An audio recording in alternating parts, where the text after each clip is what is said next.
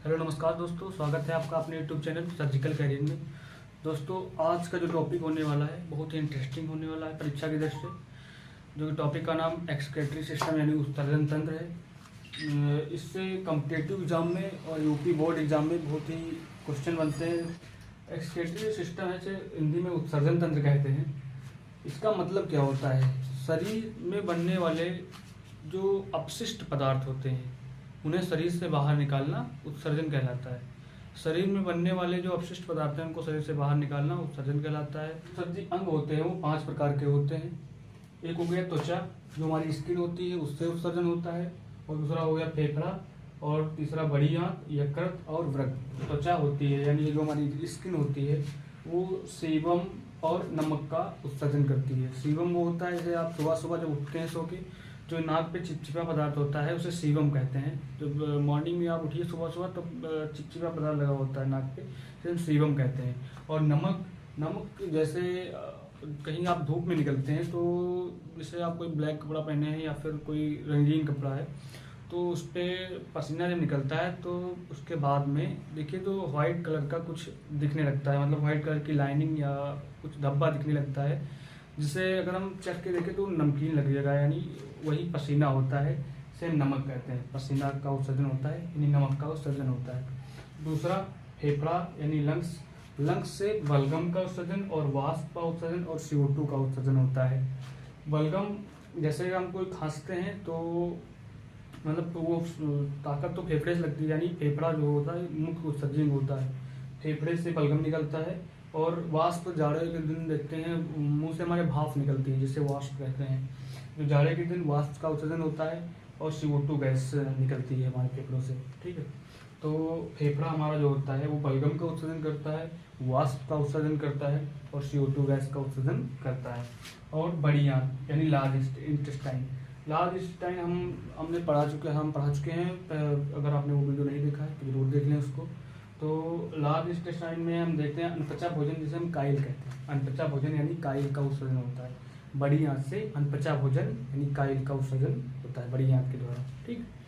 और यकृत का उत्सर्जन जो होता है वो लीवर यानी यकृत जो होता है वो बहुत ही डेंजर पदार्थ जो अमोनिया होता है उसको यूरिया में बदल देता है।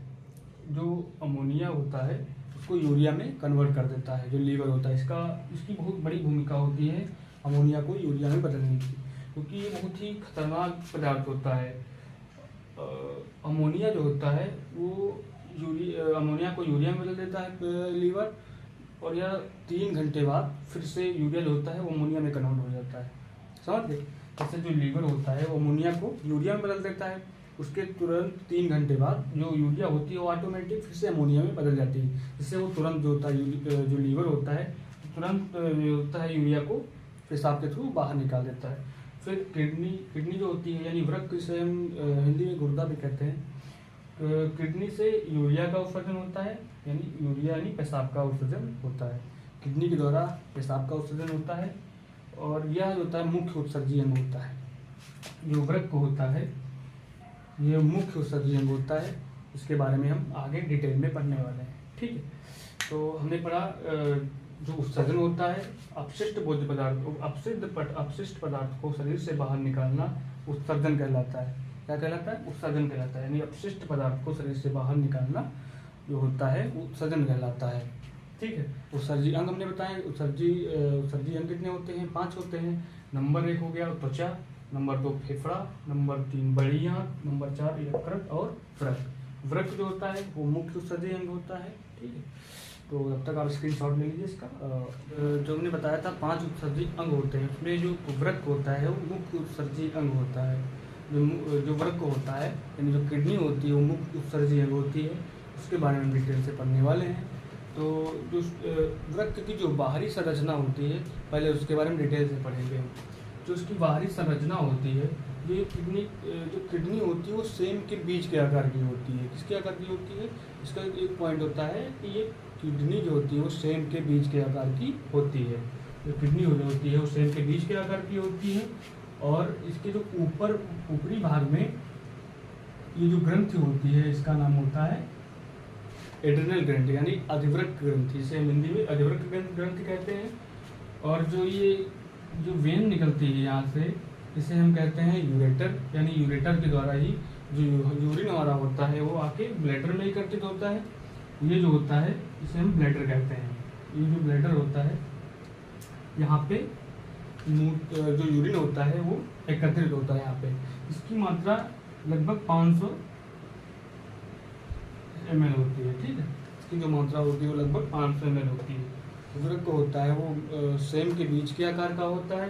इसके ऊपरी भाग में एड्रिनल ग्लैंड होती है, ऊपरी भाग में 1 पेयर अधिवक्र ग्रंथि होती है, इसे हम एड्रिनल ग्लैंड कहते हैं। इसकी आंतरिक संरचना होती है वो कुछ इस प्रकार होती है। जो इसका बाहरी भाग होता है वो कॉर्टेक्स कहलाता है। किडनी का जो बाहरी भाग होता है वो कॉर्टेक्स कहलाता है, और इसका जो आंतरिक भाग होता है वो मेडुला कहलाता है, ठीक है। और जो इसकी जो वेन होती है वो रीनल वेन कहलाती है। यहाँ पे क्वेश्चन पूछा जाता है कि वह स्थान जहाँ पे अधिक मात्रा में यूरिया एकत्रित होती है, वह स्थान जहाँ पे अधिक मात्रा में यूरिया एकत्रित होती है वह स्थान होता है रीनल वेन के द्वारा एकत्रित होता है, यानी यहाँ पे यूरिया एकत्रित होती है वह। और जिसका जो प्रवेश द्वार होता है, यानी जो ये स्थान होता है ये हाइलम कहलाता है, यानी जो इसका प्रवेश द्वार होता है ये हाइलम कहलाता है, ठीक है। और ये जो छोटे छोटे गुच्छे गेग आकार के होते हैं यहाँ पे नेफ्रॉन पाए जाते हैं। क्या पाए जाते हैं? यहाँ पे नेफ्रॉन पाए जाते हैं, जो कि किडनी की सबसे छोटी इकाई होती है। यहाँ पे लिखा है छोटी इकाई, ऐसे छोटी इकाई होती है नेफ्रॉन, जिसकी संख्या लगभग होती है 8 लाख। कितनी होती है? 8 लाख इसकी संख्या होती है। अब हम किडनी के कार्य पढ़ेंगे। इसका जो मुख्य कार्य होता है वो होता है पेशाब का निर्माण करना, ठीक है। तो इसको स्टार्टिंग से पढ़ते हैं। यह जो किडनी होती है यह मुख्य उत्सर्जी अंग होती है, ठीक। यह रक्त को छानता है, यानी रक्त को प्यूरिफाई नहीं करता है, खाली रक्त को छानता है। और इसका जो शुद्धिकरण होता है, प्यूरिफिकेशन जो होता है वो फेफड़े में होता है ऑक्सीजन के द्वारा। ऑक्सीजन की उपस्थिति में ब्लड का प्यूरिफिकेशन होता है। रक्त को जो ये किडनी होती है वो रक्त को छानने का काम करती है, न कि उसका शुद्धिकरण, ठीक। और जो पेशाब होता है इसका पेशाब का निर्माण करती है, और एसिड बेस का नियंत्रण करता है। जो किडनी होता है वो एसिड और बेस, यानी एक प्रकार से हम कह लेंगे या पीएच का नियंत्रण करता है, ठीक है। तो और पीएच की मात्रा का नियंत्रण करता है, और जहर को जो होता है वो निष्क्रिय कर देता है। जो किडनी होती है वो जहर को निष्क्रिय कर देती है। जहर को मारने का काम इस तरह लीवर करता है। यहाँ पे बच्चा फंस जाता है अक्सर कि देखता है, क्वेश्चन आया है कि जहर को, ये जो किडनी होती है जहर को निष्क्रिय करती है, ना कि मारता, पूरी तरह जहर को मारता नहीं है। जो जहर को मारने का काम वो होता है वो लीवर करता है। तो लीवर होता है वो जहर को मार देता है, एकदम पूरी तरह खत्म कर देता है। सबसे पहले आएगा तो जहर जब आएगा तो पहले लीवर से ही गुजर के, ठीक है। तो जहर को मारने का काम लीवर करता है, और ये जो होता है जहर को निष्क्रिय कर देता है, ठीक है। उसकी संख्या जो होती है वो 2 होती है। किडनी की संख्या होती है 2 होती है, और भार जो होता है वो 140 ग्राम होता है।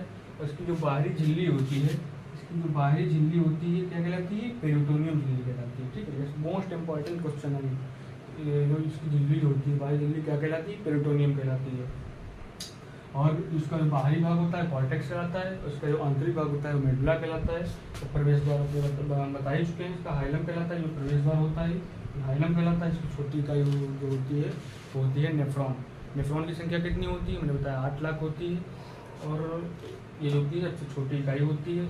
अब देखते होंगे किसी चीज़ की एक छोटी सी इकाई होती है, और जैसे देखते हैं कि कोई दीवार होती है, उसकी छोटी इकाई होती है वो ईंट होती है। किसी न किसी चीज़ का छोटी चीज़ से ही निर्माण होता है, चाहे जिस चीज़ का देख लीजिए, छोटी चीज़ से ही निर्माण होता है उसका। तो इसी प्रकार एक किडनी होती है जिसका एक छोटे से वृक्क, यानी जो वृक्क होता है उसका जो निर्माण होता है वो नेफ्रॉन के द्वारा ही होता है, ठीक है। तो एक बार फिर से हम उसके कार्य समझ लेते हैं। जो लीवर होता है मुख्य उत्सर्जी अंग होता है। हमने 5 मुख्य उत्सर्जी अंग पढ़े हैं। नंबर 1 नाक हो गया, और की यकृत हो गया, किडनी हो गई, स्किन हो गई, और बड़ी आंत लार्ज इंटेस्टाइन हो गई, ठीक है। उसमें जो किडनी होती है मुख्य उत्सर्जी अंग होती है। इसका मुख्य उत्सर्जी अंग होता है, रक्त को छानता है और पेशाब का निर्माण करता है। पेशाब का निर्माण करता है और एसिड बेस का नियंत्रण करता है। और पीएच मान को भी नियंत्रित करता है। ठीक है, जहर को निष्क्रिय कर देता है। संख्या जो होती है इसकी 2 होती है, भार जो होता है 140 ग्राम होता है। और इसकी जो झिल्ली होती है, इसकी जो बाहरी झिल्ली होती है वो पेरिटोनियम झिल्ली कहलाती है। इसका बाहरी जो भाग होता है वो कॉर्टेक्स कहलाता है। उसका आंतरिक जो भाग होता है वो मेडुला कहलाता है। उसका जो प्रवेश द्वार होता है वो हाइलम कहलाता है। और इसकी जो छोटी इकाई होती है नेफ्रॉन होती है। और क्वेश्चन पूछा जाता है कि वह स्थान जहाँ पे अतिरिक्त यूरिया एकत्रित होती है, तो वो हो गया यहाँ पे रीनल, वो स्थान होता है रीनल वेन की, ठीक है, यहाँ पे यूरिया की मात्रा एकत्रित होती है। ठीक है, तो अब हम पढ़ेंगे नेफ्रॉन। नेफ्रॉन क्या होता है इसके बारे में पूरी हम जानकारी दे रहे हैं। ठीक है, तब तक आप इसका स्क्रीनशॉट ले लीजिए, इसके बारे में नेफ्रॉन के बारे में पूरी जानकारी देने वाले हैं।